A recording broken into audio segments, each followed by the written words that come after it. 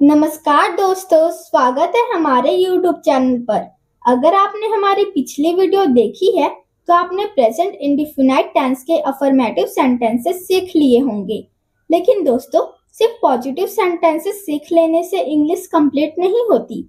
अगर आपको कहना हो मैं स्कूल नहीं जाता हूँ, हम चाय नहीं पीते हैं, तो ऐसे वाक्यों को इंग्लिश में कैसे बोलेंगे? यही हम आज के वीडियो में सीखने वाले हैं। मैं आपको प्रेजेंट इंडेफिनाइट के निगेटिव सेंटेंसेस बिल्कुल आसान भाषा में समझाऊंगी, साथ ही इसका स्ट्रक्चर, रूल्स और आखिर में 20 डेली यूज सेंटेंसेस की प्रैक्टिस भी करवाऊंगी। इसलिए वीडियो को आखिर तक जरूर देखिए, क्योंकि अंत तक पहुंचते पहुंचते आप खुद निगेटिव सेंटेंसेस बनाना सीख जाएंगे। अगर आप हमारे चैनल पर नए हैं और 0 लेवल से इंग्लिश सीखना चाहते हैं तो चैनल को सब्सक्राइब जरूर कर लीजिए। तो चलिए दोस्तों, बिना किसी देरी के शुरू करते हैं। सबसे पहले समझते हैं कि निगेटिव सेंटेंस होता क्या है।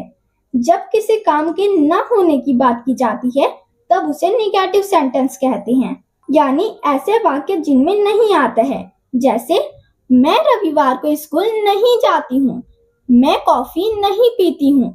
इन सभी वाक्यों में नहीं आ रहे हैं, मतलब ये निगेटिव सेंटेंस है। इसका बहुत ही इजी स्ट्रक्चर होता है, सब्जेक्ट प्लस डू या does plus not plus verb का फर्स्ट फॉर्म प्लस ऑब्जेक्ट। जैसे मैं रविवार को स्कूल नहीं जाती हूँ, I do not go to school on Sunday. I do not go to school on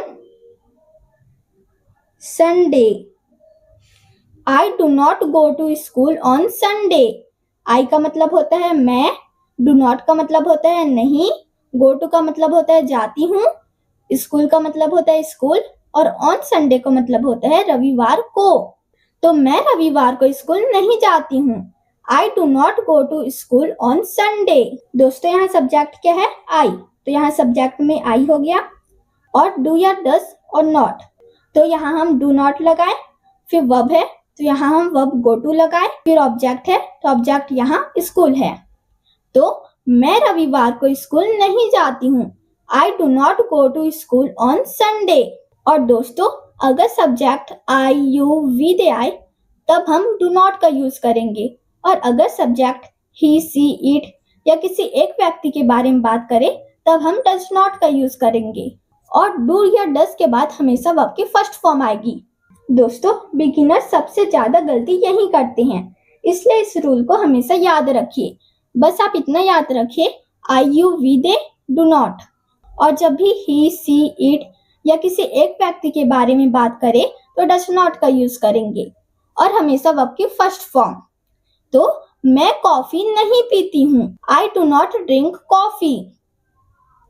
I do not drink coffee. I do not drink coffee. मैं coffee नहीं पीती हूँ।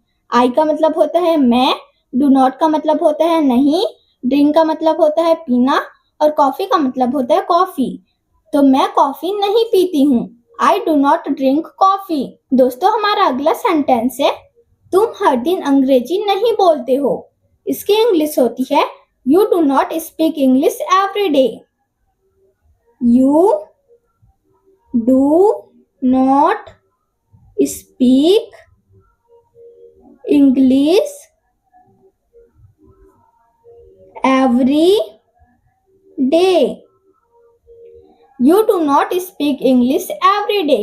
यू का मतलब होता है तुम, डू नॉट का मतलब होता है नहीं, स्पीक का मतलब होता है बोलना, इंग्लिश का मतलब होता है अंग्रेजी, और एवरी डे का मतलब होता है हर दिन। तो तुम हर दिन अंग्रेजी नहीं बोलते हो, you do not speak English every day. दोस्तों, यहाँ सब्जेक्ट क्या है? यू, यानी तुम, और जब भी यू आता है तब हम डू नॉट का यूज करते हैं। तो यहाँ हम डू नॉट का यूज किए, और फिर वर्ब का फर्स्ट फॉर्म, तो यहाँ हम वर्ब का फर्स्ट फॉर्म स्पीक लगाए, फिर ऑब्जेक्ट है इंग्लिश। तो तुम हर दिन अंग्रेजी नहीं बोलते हो, you do not speak English every day. तुम रात में टीवी नहीं देखते हो, इसकी इंग्लिश होती है, you do not watch TV at night. You do not watch TV at night. You do not watch TV at night.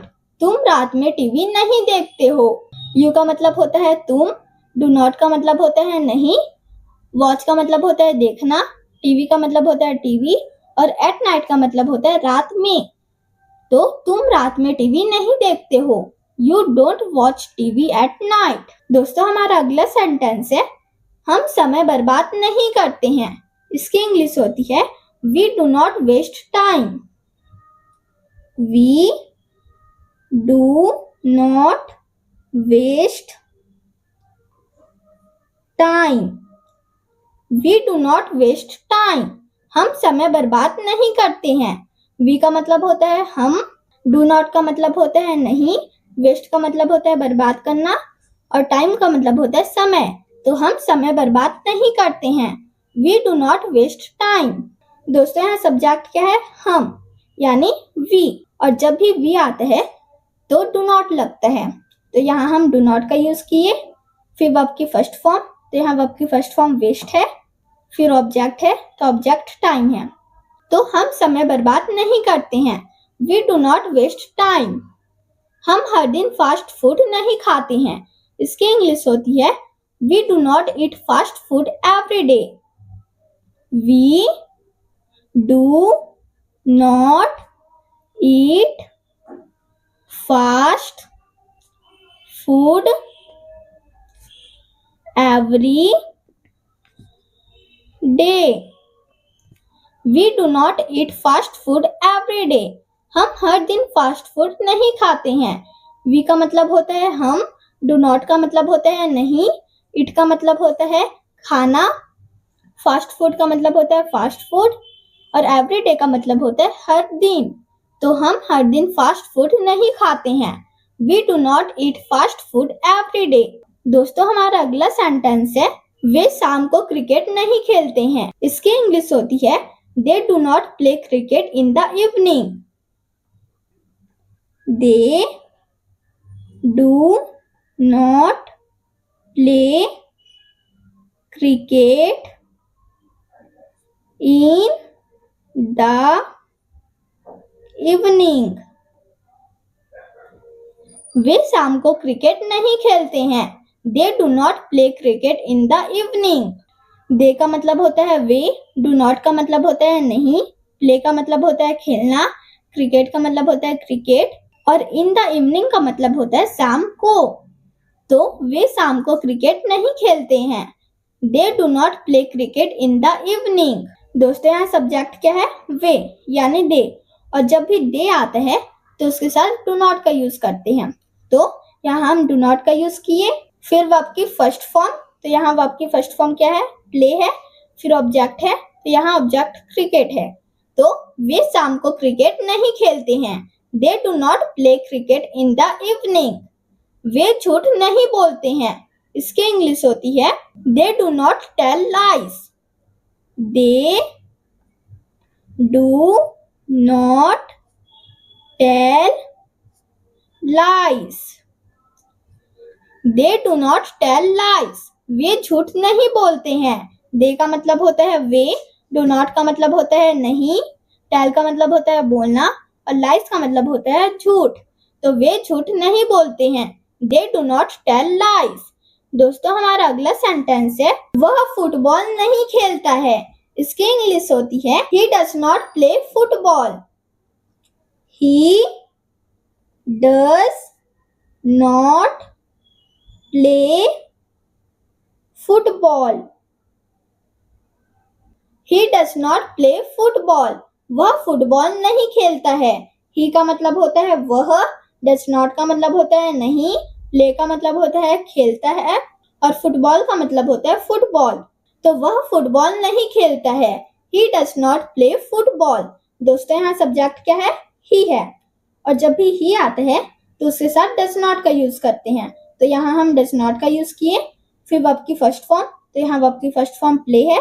फिर ऑब्जेक्ट, तो यहाँ ऑब्जेक्ट है फुटबॉल. तो वह फुटबॉल नहीं खेलता है. He does not play football. वह जल्दी नहीं उठता है। इसकी इंग्लिश होती है He does not get up early.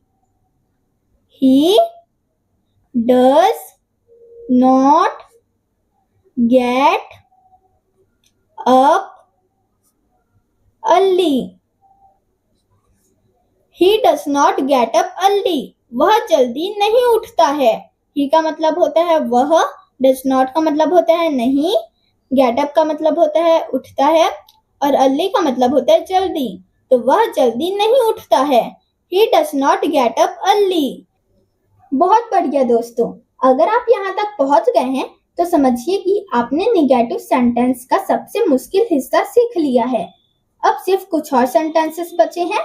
अगर वीडियो पसंद आ रही है तो एक लाइक जरूर कर दीजिए, और अगर आप हमारे चैनल पर नए हैं तो सब्सक्राइब करके हमारी इस पूरी इंग्लिश सीरीज का हिस्सा बन जाइए। तो चलिए अब बाकी के सेंटेंसेस भी पूरा कर लेते हैं। दोस्तों, हमारा अगला सेंटेंस है वह हर दिन खाना नहीं बनाती है। She does not cook food every day. She does not cook food every day. She does not cook food every day. वह हर दिन खाना नहीं बनाती है।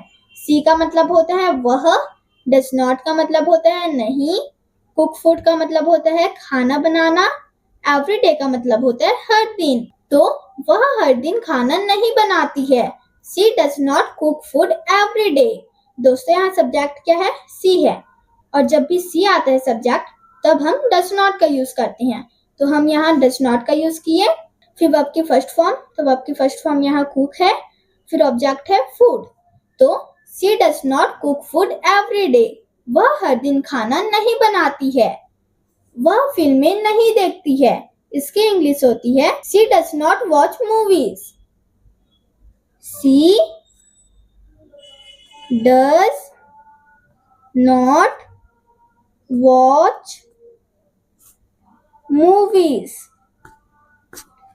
She does not watch movies. वह फिल्में नहीं देखती है। सी का मतलब होता है वह, डज नॉट का मतलब होता है नहीं, वॉच का मतलब होता है देखना, फिर मूवीज का मतलब होता है फिल्में। तो वह फिल्में नहीं देखती है।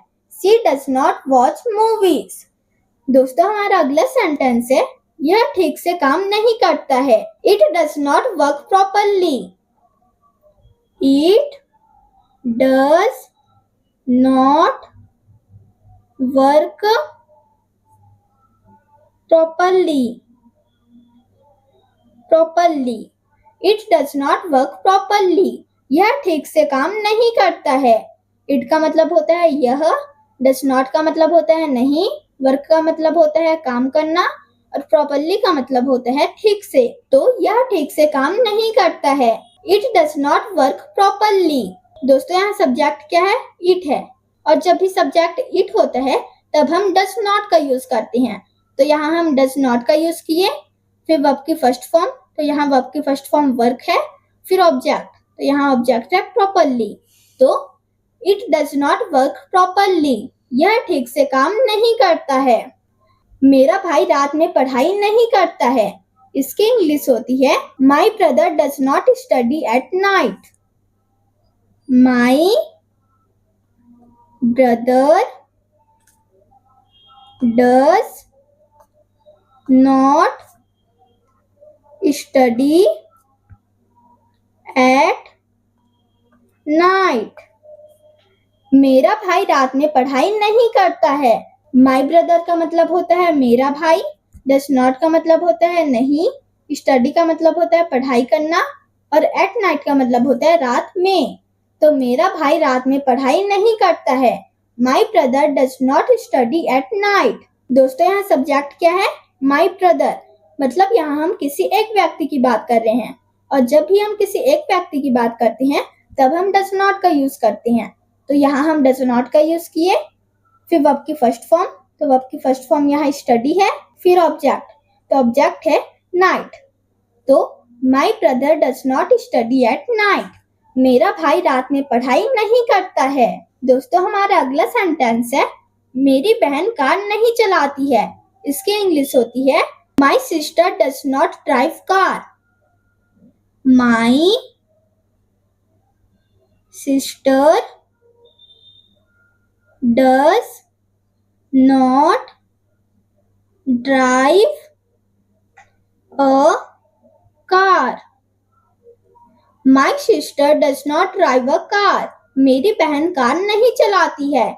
मेरी बहन का मतलब होता है माई सिस्टर, डज नॉट का मतलब होता है नहीं, ड्राइव अ कार का मतलब होता है कार चलाना। तो मेरी बहन कार नहीं चलाती है। My sister does not drive a car. मेरे पिताजी चाय नहीं पीते हैं। इसकी इंग्लिश होती है my father does not drink tea. My father does not drink tea. मेरे पिताजी चाय नहीं पीते हैं। My father does not drink tea. My father का मतलब होता है मेरे पिताजी, डज नॉट का मतलब होता है नहीं, ड्रिंक टी का मतलब होता है चाय पीना। तो मेरे पिताजी चाय नहीं पीते हैं। My father does not drink tea. दोस्तों हमारा अगला सेंटेंस है मेरी माँ गणित नहीं पढ़ाती है। इसकी इंग्लिश होती है my mother does not teach math. My mother does not teach maths. मेरी माँ गणित नहीं पढ़ाती है। My mother does not teach maths. My mother का मतलब होता है मेरी माँ, डज नॉट का मतलब होता है नहीं, टीच का मतलब होता है पढ़ाना और मैथ्स का मतलब होता है गणित। तो मेरी माँ गणित नहीं पढ़ाती है। My mother does not teach maths. बच्चा जल्दी नहीं सोता है। इसकी इंग्लिश होती है the baby does not sleep early. The baby does not sleep early. बच्चा जल्दी नहीं सोता है। बेबी का मतलब होता है बच्चा, डज नॉट का मतलब होता है नहीं, स्लीप का मतलब होता है सोना और अर्ली का मतलब होता है जल्दी। तो बच्चा जल्दी नहीं सोता है। The baby does not sleep early. हमारा अगला सेंटेंस है ट्रेन यहाँ नहीं रुकती है। हमारे शिक्षक देर से नहीं आते हैं। दोस्तों अब इन दोनों के इंग्लिश आप मुझे कमेंट में बनाने की ट्राई कीजिए। कॉन्ग्रेचुलेशंस दोस्तों, आज आपने प्रेजेंट इंडेफिनाइट टेंस के निगेटिव सेंटेंसेस सीख लिए। आज हमने सीखा निगेटिव सेंटेंस क्या होता है, इसकी पहचान कैसे करें, डू और डज का सही यूज, वर्ब हमेशा फर्स्ट फॉर्म में क्यों आती है और 20 डेली यूज निगेटिव सेंटेंसेस की प्रैक्टिस भी की। अब आपकी एक छोटी सी होमवर्क है, आज सीखे हुए सभी 20 सेंटेंसेस को कम से कम 3 बार जोर से बोलकर प्रैक्टिस कीजिए और कोशिश कीजिए कि उनमें से 5 सेंटेंसेस अपनी डेली लाइफ में इस्तेमाल करें। अगर वीडियो पसंद आई हो तो लाइक जरूर करें और अगर आप हमारे चैनल पर नए हैं तो सब्सक्राइब करके बेल आइकन दबा दीजिए और कमेंट में सिर्फ एक वर्ड लिखिए नेगेटिव डन, ताकि मुझे पता चले कि आपने पूरा वीडियो देखा है। अगली वीडियो में हम सीखेंगे प्रेजेंट इंडेफिनाइट के इंट्रोगेटिव सेंटेंसेस यानी क्या वाले सेंटेंसेस को। तब तक प्रैक्टिस करते रहिए, सीखते रहिए और अपनी इंग्लिश को हर दिन बेहतर बनाते रहिए। धन्यवाद दोस्तों।